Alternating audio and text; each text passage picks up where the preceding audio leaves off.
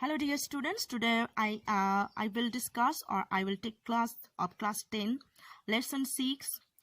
It's a poem. The poem is written by John Masefield and the name of the poem is Sea Fever. So John Masefield, before reading the poem, we see there is a brief introduction of the poet John Edward Masefield, who was born in 1878, and he was an English poet, writer and poet laureate of the United Kingdom, and from 1930 till his death. So he was remembered for children's book like The Midnight Fog and The Box of Delight. So later we see that there is a brief discussion or introduction, or there is the brief discussion about the poem. That is, it is about the sea voice. Sea voice means going to the sea or journey to the sea.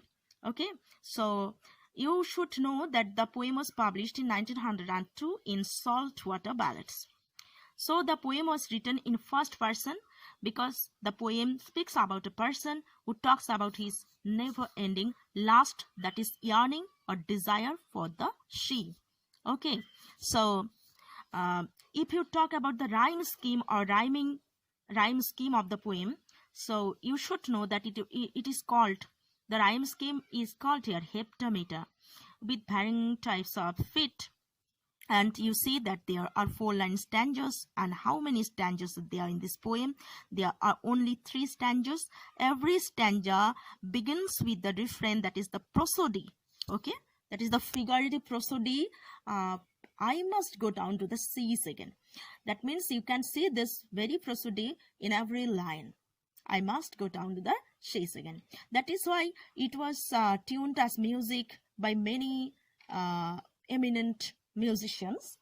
So let's first recite the poem and then we will discuss or analyze, explain the poem analysis. So let's begin. Sea Fever, John Masefield. I must go down to the seas again, to the lonely sea and the sky, and all I ask is a tall ship and a star to steer her by. And the wheels kick and the wind song and the white sails shaking, and a grey mist on the sea's face and the grey dawn's breaking. I must go down to the seas again, for the call of the running tide is a wild call and a clear call that may not be denied. And all I ask is a windy day with the white clouds flying, and the flung spray and the blown spume and the seagulls crying.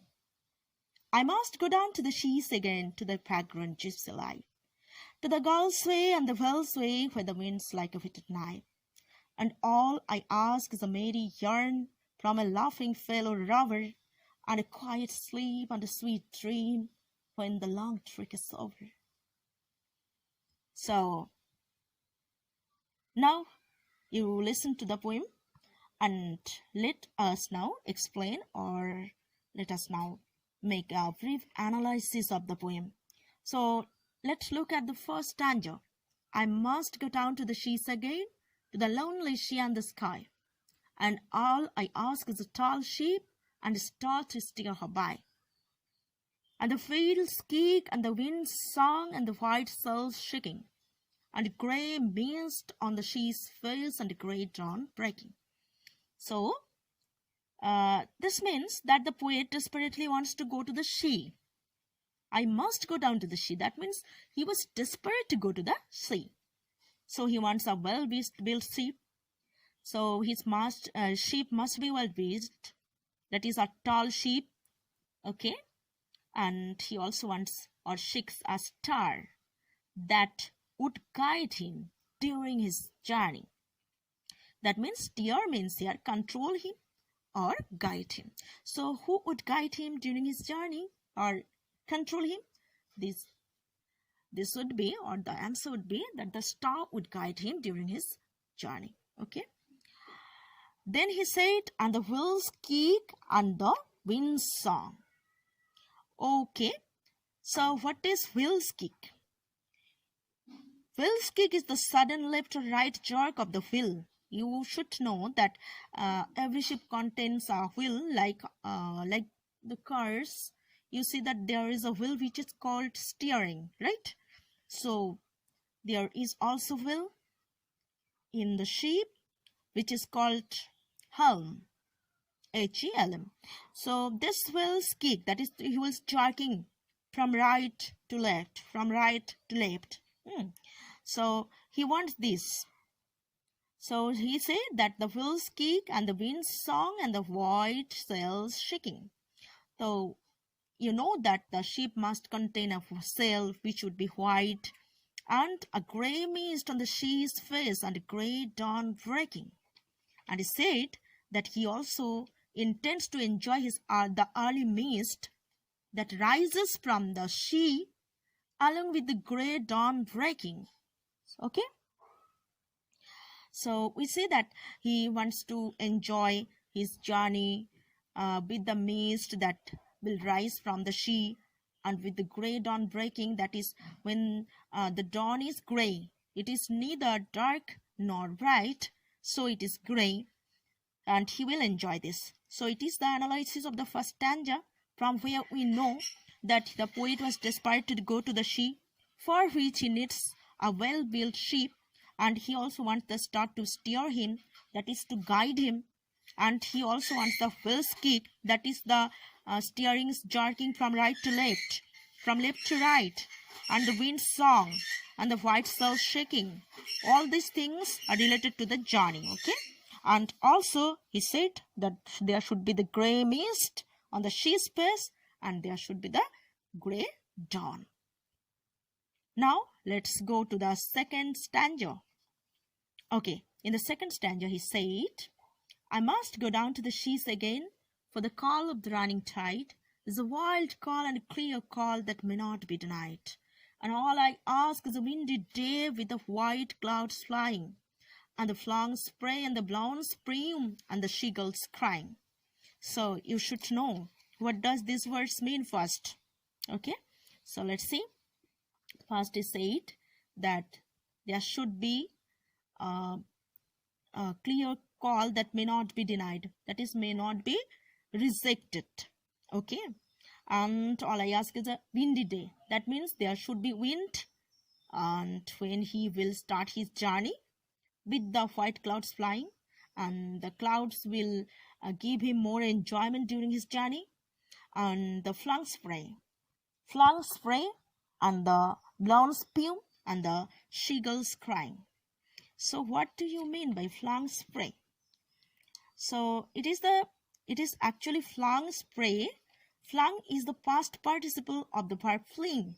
Fling, flung, flung. And flung means cast or thrown around. Okay. So flung spray, the wind was beginning to give the waves a bit of a lift. So flung spray, that means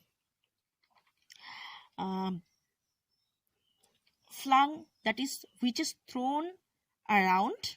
The spray like the mist or the smoke that is risen, that rises when the she starts its journey, and so it is said that it is flung spray. So what does this flung spray means? Flung spray means that the smoke which rises during the time when the ship sails or starts its journey, and it is thrown everywhere when it starts its journey, so it is called flung spray. Okay, and blown spume means foam, and the seagulls crying. So I hope that you understand the meaning of flung spray. So, and he said all these things are connected to the journey, because he needs this when he will begin his journey, that is start his journey. There should be the flung spray, that is the smoke will be thrown everywhere, and the blown spume, that is foam, will be also thrown, and the seagulls crying. There would be a seagull who will give him more enjoyment during his journey. Okay, so the next stanza. I must go down to the seas again, to the background gypsy life, to the gull's sway and the whale's sway, where the wind is like a whetted knife, and all ask a merry yarn from a laughing fellow rover, and a quiet sleep and a sweet dream when the long trek is over. So the poet was so much desperate that he again said he wanted to go down to the seas, to the vagrant gypsy life. Vagrant means a person without settled home is called vagrant. That means who has no home and has to wander from place to place. So he has compared his life to the vagrant gypsy life because he does not want to be back to his home.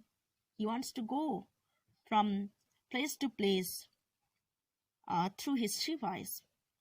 So he said, I must go down to the seas again, to the vagrant gypsy life, and the girl's way and the whale's way, where the wind is like a whetted knife. So wind is whetted knife. That is sharp sharp knife. Okay. So whetted means sharpened. Whetted knife means sharpened knife. And this sentence therefore means that the wind was blowing so fiercely that it felt very sharp. Okay. And it does not mean that this wind will injure you the way a sharp knife would injure a person. But it is used metaphorically to convey how sharply the wind is blowing. Okay. So whetted knife. The wind is whetted knife. That is, wind is like sharpened knife. That means it is very sharp. The wind is blowing very sharp. And a quiet sleep and a sweet dream when the long trek is over.